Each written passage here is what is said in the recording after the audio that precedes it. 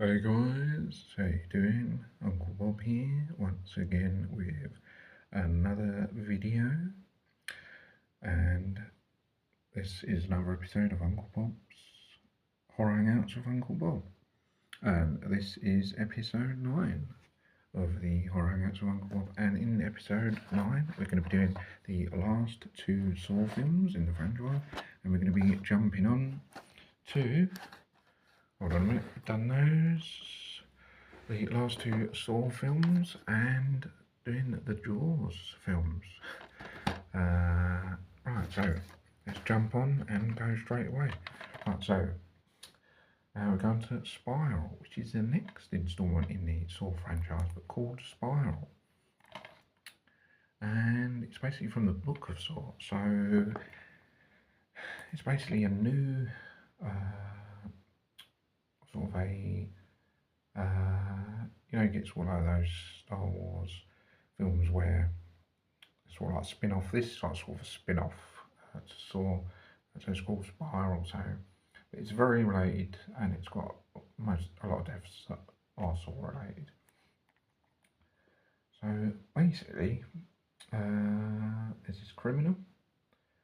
It's doing all these crimes, and they're quite Saw related because there's like, and it's got markings of like spiral. So this guy's doing sort of like quite similar jigsaw kills, but this criminal has sort of got like markings. He leaves markings of like spiral. So instead of Saw, it's like spiral, but it's very similar related stuff. And basically, 2 detectives. One played by Samuel Jackson, and the other one,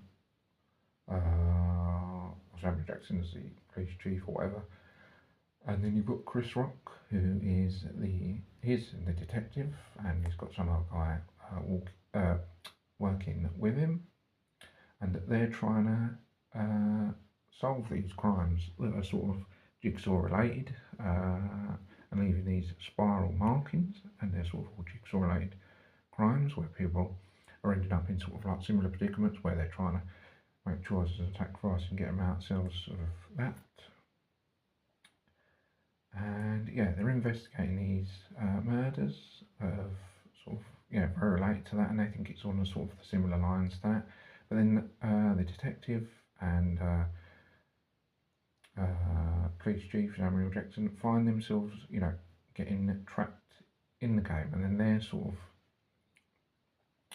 as they're trying to solve the case, they find themselves involved in the storyline, and then they're sort of ended up playing the game where they end up getting trapped and trying to play the game and make sacrifices and choices, and then they end up, and it sort of unravels of where they're who's doing the crimes, and they sort of, as they get, because they're almost going to solve the case and find out who's done it, and then as they do, but they end up getting trapped playing the game, and then they're trying to make fake right choices, and then they do work out. I think it turns out to be his rookie partner who's the murderer. So it all sorts to unravel, and it's quite a cool story. And I think, again, like Jigsaw, I think this would certainly work if you discounted all the other sort of films. I think this would definitely work as a separate film. I think it's quite cool and stylish. As I said, don't like it as much as the other sort of films, certainly not. But I think it does work as a sort of cool spin-off because it's quite related to Saw stuff. So it's really good, and I think it's really cool. And there's a few good kills. Now we come to the last Saw movie, Saw 10. And I don't know if there's going to be any more Saw films after this, or I shouldn't think there's more because it's so popular now, isn't it? But it's the final one currently. Now this is mainly based on the actual Jigsaw, the Jigsaw Saw killer, and it's mainly his, all about him really, his story, and it's going back basically of, it's going back, and it's mainly his story. Basically, it's how it all started. I think it's basically before or during his killings. It's set on the events of 1 and 2, and basically, because we all know that Jigsaw is unwell in the during the other Saw films, and basically, this is so he's ill, he's unwell or sick, as we know during the other Saw films. But this is, when he becomes sick. So I think he's already started killing, but he's sick, and he's trying to get a cure, or he's trying to clear himself of cancer, and then he goes away to try and find a cure or whatever. I don't think he manages to find it. But then he sort of stumbles across sort of traps. I think he already knows about the traps. But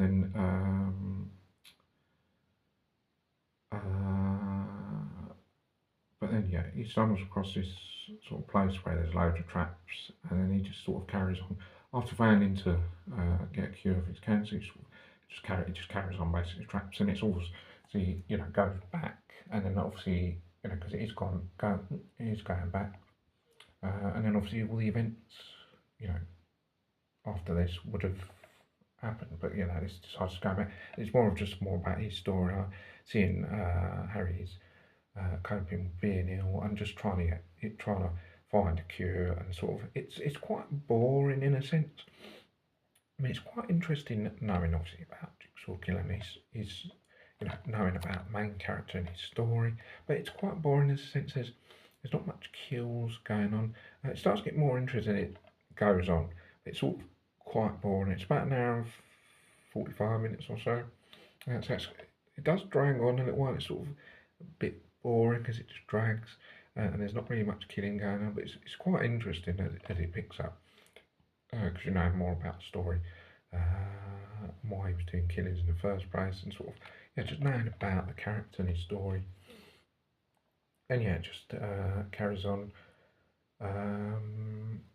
So realising that he was just meant to kill, or that he was not meant to kill, but knowing that he was supposed to kill, I guess. And then he just carries on doing his Jigsaw kills, and just kidnapping people and setting them into traps, and trying to find ways to get out and whatever. And he just starts to carry on his work after the events of 1 and 2. And it's, as I said, apart from it being a bit boring in some places, it starts to get better. Like once it gets past the middle bit, and then it all unfolds, and it's quite good. And that's the end of the Saw movies, all 10. And then we come on to the Saw Jaws movie franchise.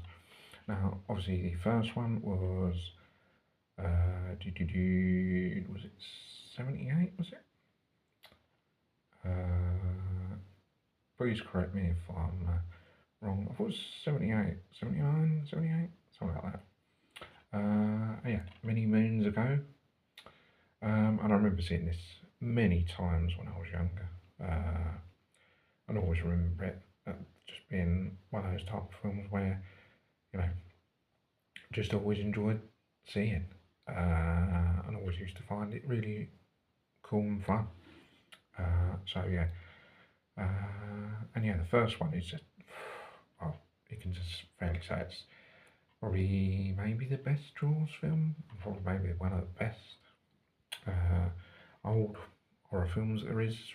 It's just a classic that everyone knows about it. Most people have seen it, and it's a massive popular franchise now. And it's just fantastic. And you don't really need to say really what it's about a killer shark that's they discover that it's a killer shark going around killing people. So that's basically just the gist of it. And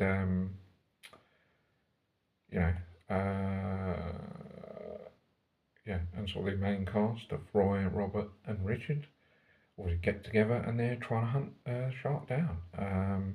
And yeah, as I said, uh, yeah, killer shark going around killing people, and they just try and go after it and try and hunt it down.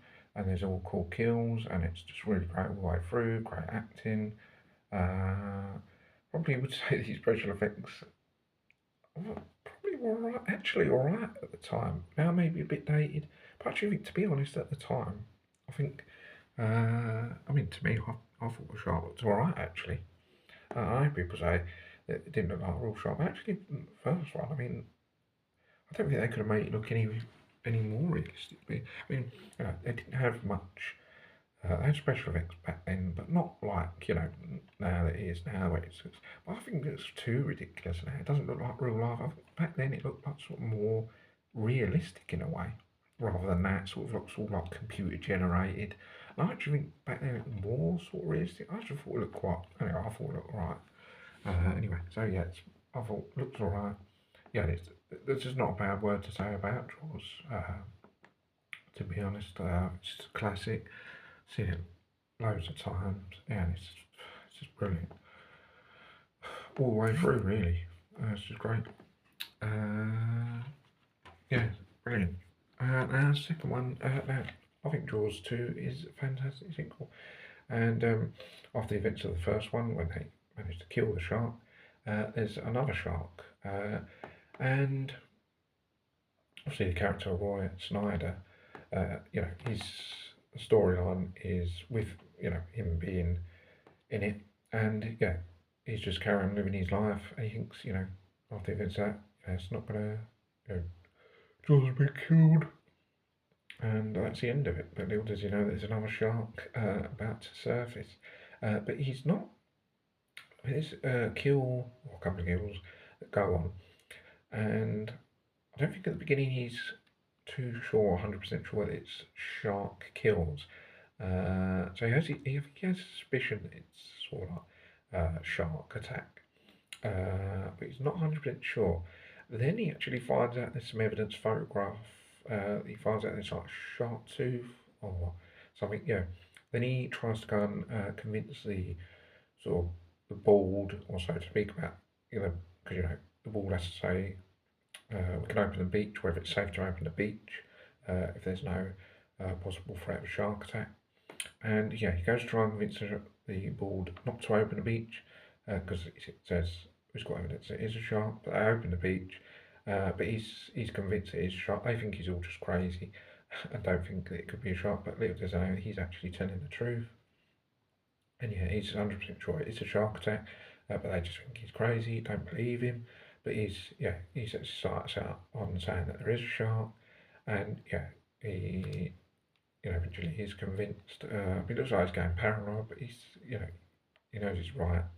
And in the end, yeah, it proves that he was telling the truth, and there is a shark, another shark going around doing the kills. And then it's basically a chase of there's another shark going around doing kills, and he's trying to set up going after the shark, and then all unravels, and then he ends up going after the shark, and there's all sorts of good kills, and again, I think it's a fantastic sequel. I think it's right, so maybe not as good as the first one, but I think it's still pretty good. I'd still say Jaws 2 is really, really good. And I don't really have any issues. I think it's quite fun, enjoyable. There's good kills. I like the storyline. I like the settings with it being on the beach and stuff and all the different things. And I think it's really good and carrying on the storyline with Roy being in it. I think it's fantastic. The third one, now this is where there start to be a few problems. Jaws, which is Jaws 3D. Now, I've seen this quite a few times when I was younger, Jaws 3D, and actually I think I liked it back then. I didn't worry about things like special effects and thinking, oh, it looks crap. I think I used to just find it quite fun and enjoyable when I was younger, Jaws 3D. I think I used to see it when my grandfather and grandmother were alive. no longer with me, sadly. But I remember I saw it, around their house when they were alive. And I used to find it quite fun. About Jaws 3D, with it being like in a sort of animal wildlife park. Uh, and obviously Jaws makes an appearance. And yeah, I thought it was all good, but looking at it now, it's quite terrible. Special effects really terrible. It's in 3D. That just, yeah, it just doesn't. I mean, the idea of it being there, and I think the idea was quite a good idea, different from the first couple. But yeah, because they just didn't have the technology that back then, it just looks really terrible. The shark looks terrible, and yeah, I mean, in some views it was alright in 3D, but yeah, quite terrible. Still was quite there. But unfortunately, they didn't stay to the original storyline with Roy being the main cast. It's moving on to a new cast. And yeah, it doesn't really, there's not a lot that holds it up. But yeah, I thought it was fun when I was younger. But yeah, it's pretty terrible compared to the first two. But yeah, it's George Reedy. He's in, there's one other wildlife park, obviously, with fish and dolphins or whatever, and then Jaws manages to find himself in, gets into the wildlife park, and then he sort of breaks through, and then yeah, there's all loads of water everywhere, and then yeah, Jaws gets through and just trying to smash up the place and whatever, and yeah, it's fun, but yeah, realistic, it's not great. Now we're going to Jaws: Revenge. Now this actually goes back to the original storyline where Roy and his family, obviously now the events, Roy, or the character in this, I know he actually died sadly in real life, but his character has actually died in this, so of the events of Jaws 1 and 2, going on to Jaws: Revenge, and yeah, the character is dead in the storyline, but his wife and two sons are in it, or at least until one of the sons gets killed, because there is another shark that comes on the scene, and then he kills the son, and yeah, and then she realises that I don't know if it's a shark that killed him. I think she does anyway. Anyway, yeah. So finds out her son has been killed by a shark, and then she moves away to get away from it because her husband's been killed and her son been killed by a shark. Then she moves away. But then she's trying to live a new life, or supposedly living a new life in somewhere else, in another country. And yeah, and there's events that happen where her other son is fishing, and then he ends up seeing the shark, and then I think he tries to kill the shark or track it down, and then Elaine obviously she's trying to live her life. She ends up realizing that there's a shark there, and she thinks that the shark, or the same shark, is out to get her, because she thinks wherever she goes, she was living where she was living previously, and her son got killed, and then she's convinced that because her son and husband were killed, she thinks that the shark is just set out to get her whole family, and she just thinks, oh, it moved away, but it's still chasing after her. That's what she thinks anyway.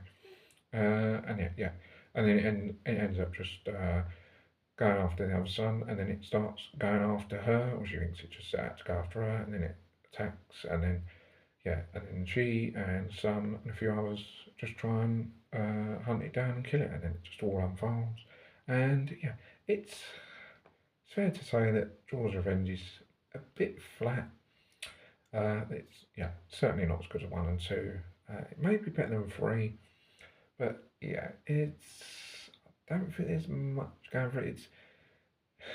It's good the fact that it goes back to the original storyline, but it's a bit boring, and it's just like when you watch it, you just think, yeah, you just don't enjoy it as much as the first two. I mean, some of the kills are alright. Enjoy the shark looks alright. And it's alright. It's alright towards the end when they try and take on the shark.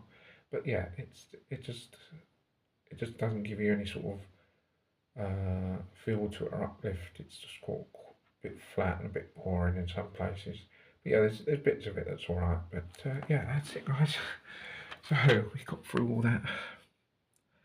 Last two Saw films and then the Jaws franchise. So guys, that's it for episode 9. Sorry it's so long. But you know, we had to get through 6 films.